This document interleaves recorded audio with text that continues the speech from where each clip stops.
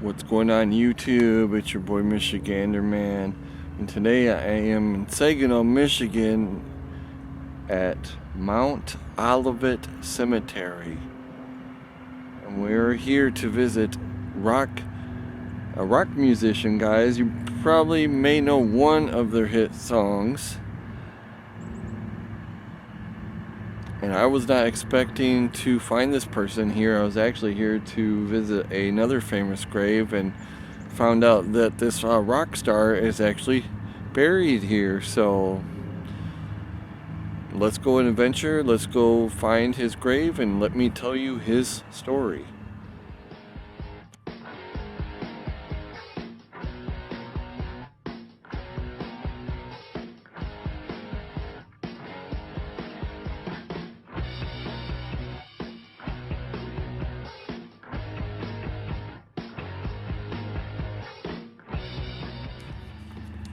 Like I said, guys, I'm in Mount Olivet Cemetery right here in Saginaw, Michigan.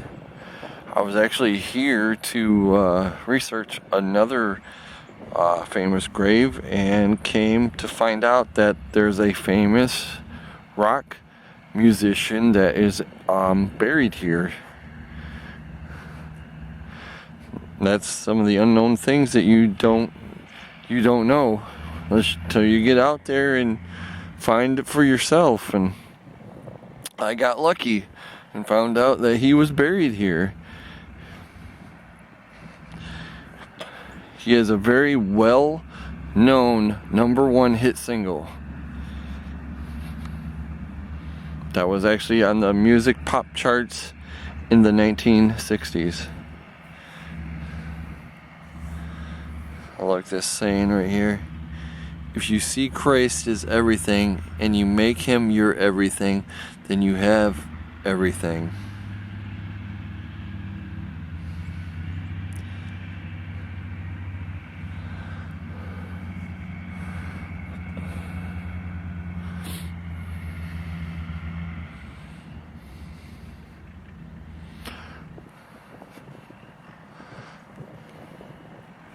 This is actually a beautiful headstone right here. I love the color and stuff of it. It just glistens.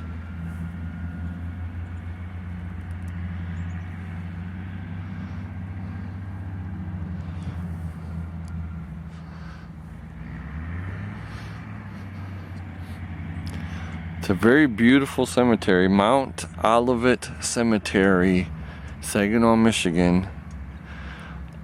If you guys are ever in the area, you definitely got to come here and visit.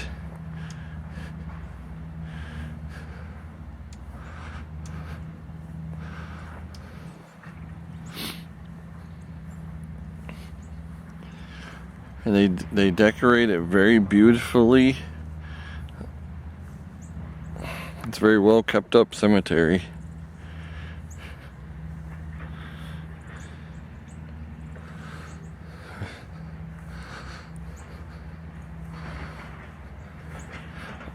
Oh, that is beautiful.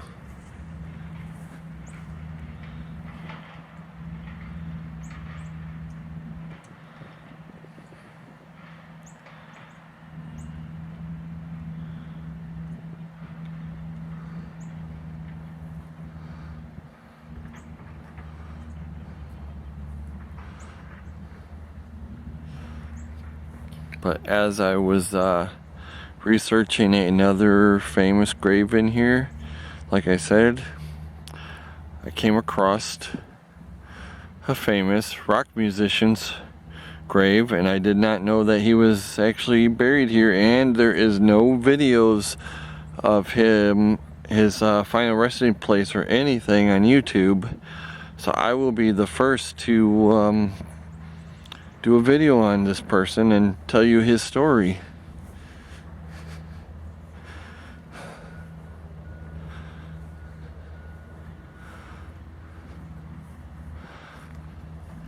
And his grave is right here.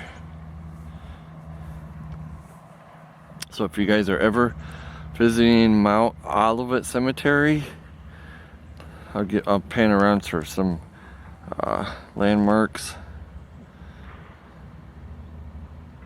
Just look at this building right here. For that building, he is actually buried. Let's see, I'll give you guys a section of where he's buried at. Right over here, because it's also not on the Find a Grave GPS or anything.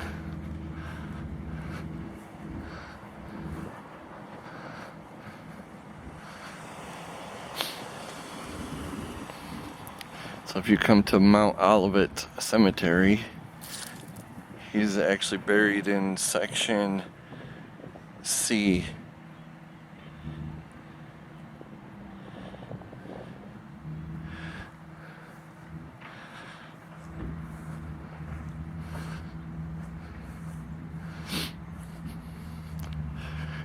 And I'm talking about the one and the only, the legendary rock star.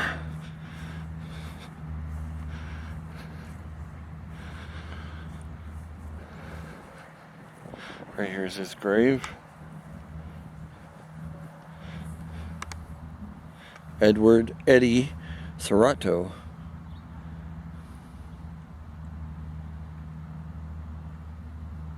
You may know his hit, 96 Tears. The song we were practicing when we first wrote it, and he's going dun dun dun dun dun, and I go, wow, what a catchy line, you know. He goes, why don't you come up with an intro or something, you know? And Frank just stood there and he kept going dun dun, you know. And finally he came up with something, and then he started, and then Eddie Serrato started the drum, and go, wow, that works, you know. Yeah, that's when we wrote 96 Tears. Where we didn't even have a bass player. It was just me, Frankie, and Eddie Serrato. Okay. And we wrote the song at practice. It's a jam, and started writing the words. And he said he wrote the words a long time ago. I can't verify, but we wrote the music right then. And then that's when we went to Bagel Records or Lily Gonzalez, who owned the company. I can remember going down the road in the car and I heard our song on the radio, and it was like, wow, we're at the same level, all these big stars, even the Beatles and the Rolling Stones, you know, coming out the same speaker. Yeah. We were kids. It was actually big on the East Coast and in the Midwest. You hadn't hit the West Coast. And we went and did a local performance. I think it was the Palace. And people didn't know us, and they didn't like us. But the next day we went to the American Bandstand, and it was like a different story. And then we came back a year later, and everybody liked us, you know. But they didn't know our song hadn't made it yet there. But you know, just the fame of it all, you know, was a big change. You know, people contacting us, you know, personally, you know, and you know, I used to get stuff in the mail all the time from bands and stuff, you know, why don't you record this song, you know? So it really changes your life as far as personal life. Eddie Serrato passed away on Thursday, February 24th, 2011 at Henry Ford Hospital at age 65 years. Eddie was born on December 5th, 1945 in Encinial, Texas, to the late Emilio and Celedonia Delgado Serrato. He was married to Mary L. Martinez on January 12, 1963 in Saginaw, Michigan. Eddie appeared on American Bandstand in the 1960s. He was the original drummer for Question Mark and the Mysterians, which produced the #1 hit 96 Tears, and enabled Eddie to be inducted into the Rock and Roll Hall of Fame. He was a musical engineer at Joey Records in San Antonio, Texas. Eddie played with the produced and several well-known Tejano musicians. He succeeded Robert Martinez as drummer of the music ensemble Question Mark and the Mysterians. Born to parents of Mexican descent, Serrato, along with Rudy Martinez, Bobby Balderrama, Frank Rodriguez and Frank Lugo formed the group in Bay City in 1962. After singing with the Cameo record label, they achieved stardom with their golden single 96 Tears, which reached #1 on the pop charts in 1966, and with its success led them to appearing on the American Bandstand. An additional top 40 hit followed with I Need Somebody, peaking at number 22 in 1966. After his departure in 1970, Serrato would go on to be a successful music engineer with Joey Records in San Antonio, Texas. I don't know why anybody would leave a water bottle in there, but I don't know if that was a sign of respect or what, or if he liked water, drinking water. But I saw that when I came up to his grave. If you want to find his grave, just follow this road all the way back. There's the main road over there. Just follow this road straight back to section C and look for this, made in Texas, because he was born in Texas. He was not born in Michigan. You look for that and you'll run right into his resting place.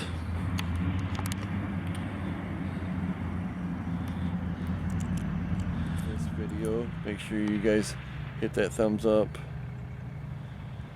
leave a comment down below, like, share, subscribe. Check out the merch store, guys. Check out my PayPal. Hey, become a member. All that goes towards back to finding amazing things like this, visiting amazing people like that.